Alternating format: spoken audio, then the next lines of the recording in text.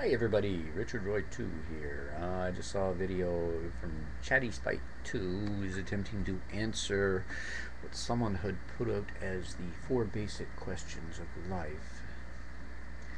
And I guess the thing that comes to me when I hear this is the four basic questions, just to reiterate what was asked, as the four basic questions of life is one, who am I? Two, where did I come from? Three, why am I here?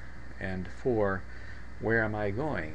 And Chatty Spike had added as an addendum to it, when I die, which probably makes sense from the perspective of the theist who was the one who asked the question that he was responding to.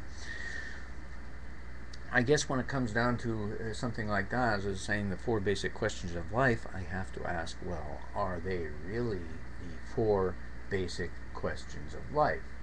Now, the theist in the video that he was responding to was intimating the Pascal's argument about hedging your bets, so to speak. That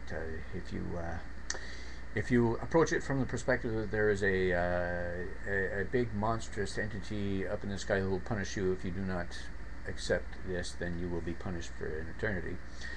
Whereas the other one was approaching it from the perspective of there being, what do you call it, a perspective of evolution.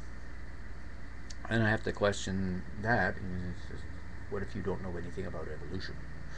What if you're simply looking around you? What are the four? What are the basic questions? Are there four of them? What would be the basic? One of them they ask is, "Who am I?" And I have to wonder, is that a legitimate question? Because you've already got the "I" in there, and this is a form of identity. Once you've got to know, I would think that in my own experience, that in your existence, what makes you you are all the experiences that you accumulate up here. So that makes you you, and once you're aware that there is an I, you've already pretty much answered the question of who am I. I would think that it's more pertinent to know what am I. I mean, you could look at a lot of things and ask, what is that? What is this? And what you identify it as may give you some clue as to what should you do with it. Same might be with you.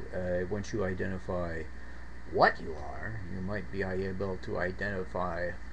Well, identifying yourself has to do with function, I would presume, and so anything that you come to the conclusion of as to what you are might determine what you should do as a result of it. There are certain requirements of a living thing, so you can identify that as part of your makeup.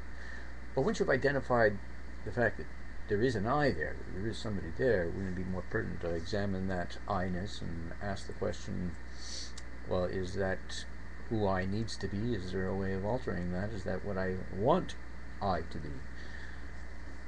Or I asked that in the comments, and just thought I'd put it out there in video format. Are the four questions asked actually the four basic questions of life? Do you examine it from the perspective of a creationist or of evolutionists, or simply as a basic foundation of an existent, an entity, a living thing? You might go more towards where you should go from there. Just a thought. Thanks. Talk to you later.